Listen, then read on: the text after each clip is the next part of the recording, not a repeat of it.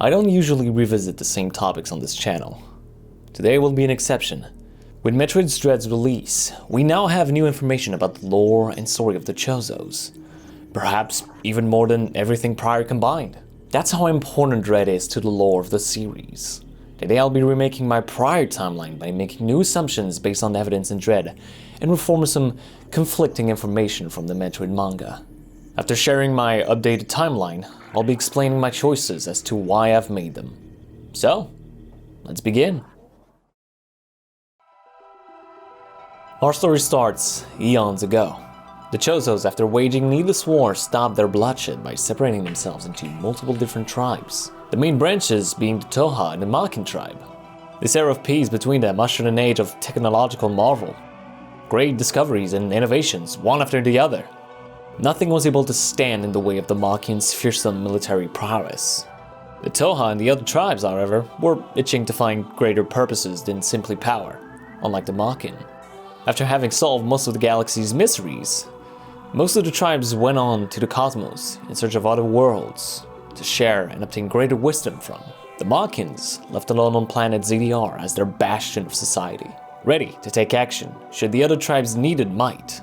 The Toha themselves established a new colony on a strange and lush world they named Zebes. One of those wandering tribes found an unknown world they named Elysia. From there, they established Skytown, a city of metal built over the toxic surface of this planet, meant to be an observatory to the cosmos. 50 years afterwards, they created robotic assistants, tasked with maintenance of this giant floating city.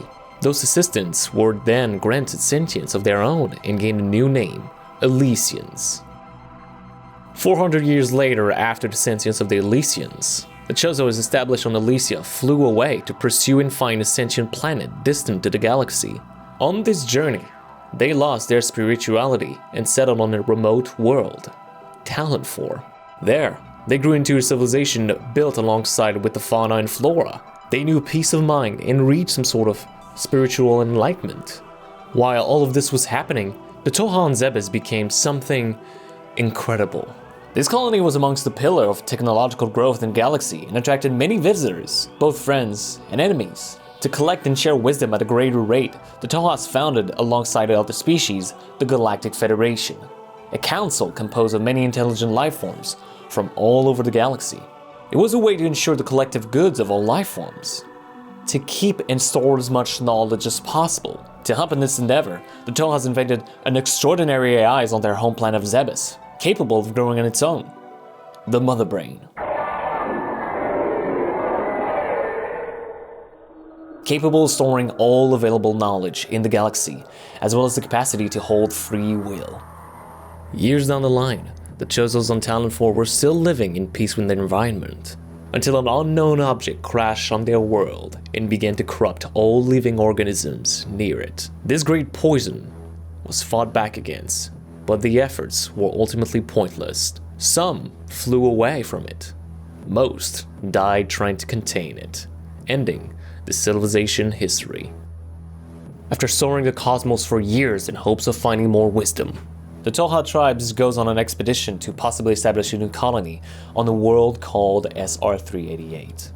Upon arrival, they notice the desolate landscape soon to be discovered to be the cause of the X-Parasite, a dangerous entity which can assimilate any living or non-living thing, able to copy the form, abilities, and memories of the assimilated target. This becomes a danger, not only for the Chozos, but the entire galaxy at wide. In an effort to uncover more about SR-388 mysteries and the reason of the X's very existence, the Toha asked for help from the Makin tribe, led by Ravenbeak. Even with the military might of the Makin, the X-Parasite still proved to be too much to handle. So, the Toha conceived a plan to exterminate the X. They would bioengineer the perfect predator. Wanted to keep control over this potentially dangerous threat, they coded the Toha to be able to control the Metroids and, as a backup, have Mother Brain act as a failure safeguard. An unknown time later into the future, a group of galactic terrorists exposed their presence as a threat to overthrow power. This was the works of the Space Pirates, a vicious group of species bent on being a dominant force to the cosmos. They raided and stole from countless colonies and homeworlds in hopes of growing their ranks. On one fateful day, these pirates attacked the colony. named K2L.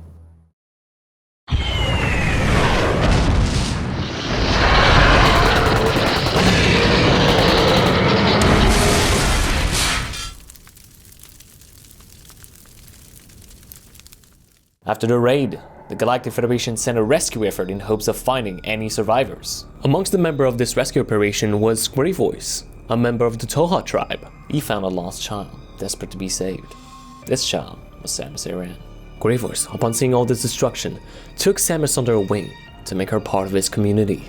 In hopes of making her survive the harsh conditions of Zebes, Samus was given a transfusion of the Toha's DNA to become part of her newly found people, and Malkin's DNA to be of service as the galaxy's greatest warrior. And in time, she became exactly that.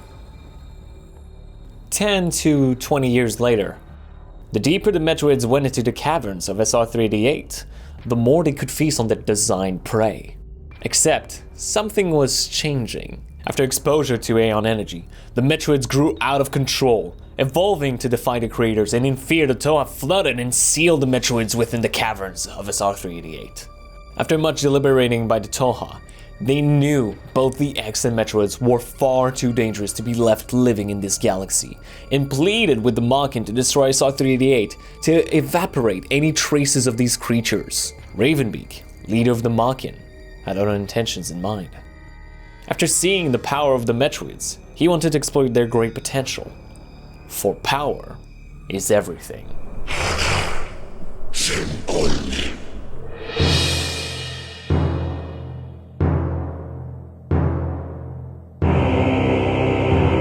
He ordered the Malkins to eliminate the Tohas, for they were no longer needed as a collective. The Malkins executed the Tohas on SR388 and soon moved on to raid Zebes, taking all of them as prisoners to feed them to ZDR's one life.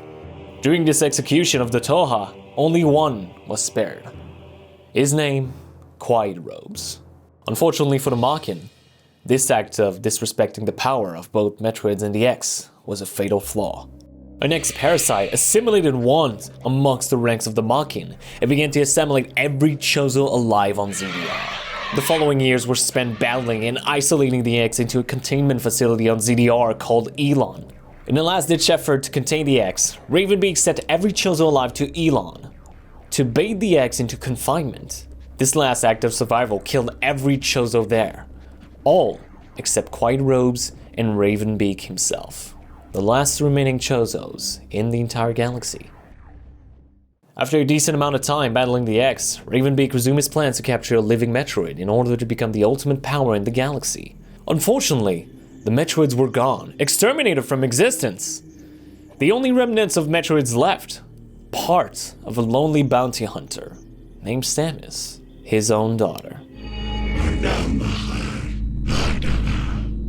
To complete his plan, Ravenbeak lured the hunter with proof of the X survival on ZDR. In response, the Galactic Federation sent extractors to collect and delete the X. Upon the enemy's arrival on ZDR, Ravenbeak quickly dismembered an enemy in rage of his bait not working, only to realize this could turn to his advantage, using the Emmys to extract Samus's DNA and killing her in one fell swoop. With Samus now on ZDR after the failures of the Emmys, Ravenbeak's plan was in motion, forcing her Metroid genes to activate and monitoring her progress. During this long journey, Quiet Robes met with Samus and fiercely opposed Ravenbeak's plan. The latter sent his robots to serve his duty and dispatch of Quiet Robes' uselessness, ending the Toha tribe's lineage. Even further into the events of Dread, Samus rematches face-to-face with Ravenbeak once more, the last of the Chozo fighting over control of the greatest weapon in the galaxy. In this final bout, Ravenbeak was defeated, along with Samus becoming the last Metroid and Chozo alive. She alone is the last remnants of the greatest civilization the galaxy had ever known. And that's the story of the Chozos. For shortening purposes, I shortened lesser elements of the story, like the tribes who settle on lesser worlds like Talon 4 and Elysia. They themselves have great stories to tell, but they do not affect the greater story of the Chozo in general. Now, let's talk about specifics of this timeline. First and foremost, and probably the biggest one by far, when was the creation of the Metroids made? So, if we go according to the manga, it had to be a couple of years prior to Samus's adoption.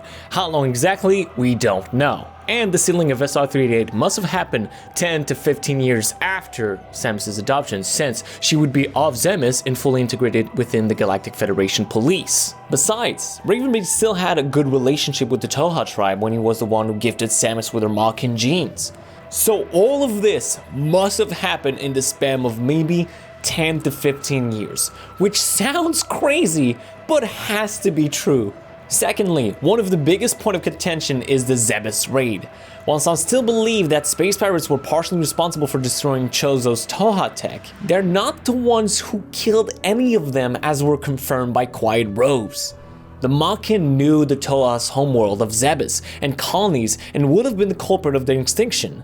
Since the Touhou went MIA, the Galactic Federation led a research effort to recover some of their fallen friends, which led to the discovery of the Metroids on SR-388 by the Federation, and sequentially, the raid of the space pirates on Zebes, thus the events of Zero Mission happening.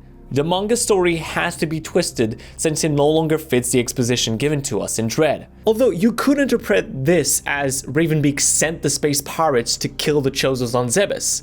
I don't like this one as much because of what's following within the timeline, but it is a possible explanation of it. But how do we know that the Chozos on Zebes were part of the Touhou tribe? Well, it's actually quite simple. If Ravenbeak really wanted to kill every Touhou alive to make sure that no one had over control of the Metroid except the one he was gonna kept, then it makes sense that, they were on Zebes, the place where Samus grew up and where she got a transfusion from both Ravenbeak and a Touhou member, which we don't know, and this figure right here is heavily implied to be Grey Voice, which is Samus's father figure, so I think it's a pretty done deal at this point. Since it's pretty much confirmed at this point that the Chozos on Zebes were part of the Touhou tribe, we also know that they were a member of the Galactic Federation, which leads us straight into our other point, which is the Galactic Federation Foundation.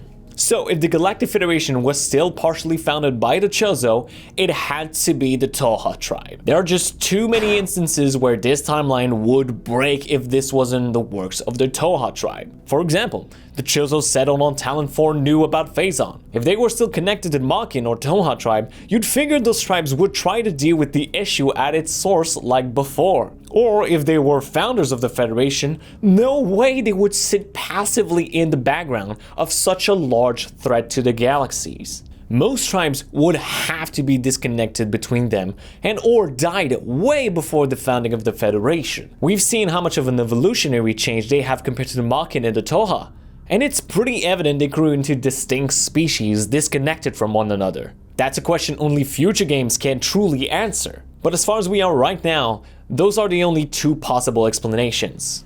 Fourth, there still could be Chozos left alive in this universe. It's a small possibility, but is a possible one. Dread only confirmed the death of the Touhou and the Machine tribe. While Samus is the only one who has those genes left, it doesn't mean that all Chozos are dead. So smaller, still unknown tribes could show up in future games, but it cannot be one found in the previous game. Fifth, Mother Brain might be problematic depending on how much it actually knows. From what we know, Mother Brain was active during Samus's adoption, so it had to be prior to it. Where exactly becomes troublesome.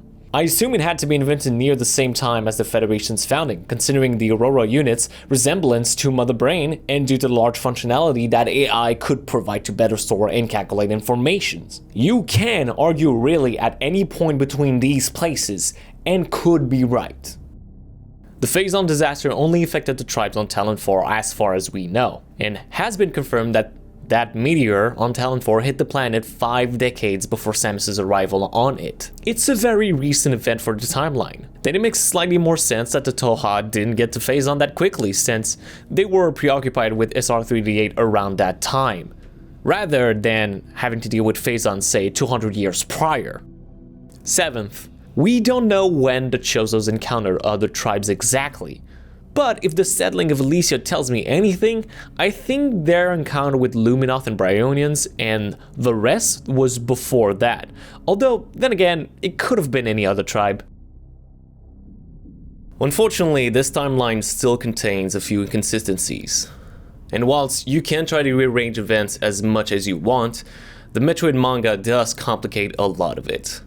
Especially since it's effectively Zero Mission before Zero Mission. I don't believe we'll ever get concrete proof or confirmation on everything, but I'm pretty happy on how this one turned out.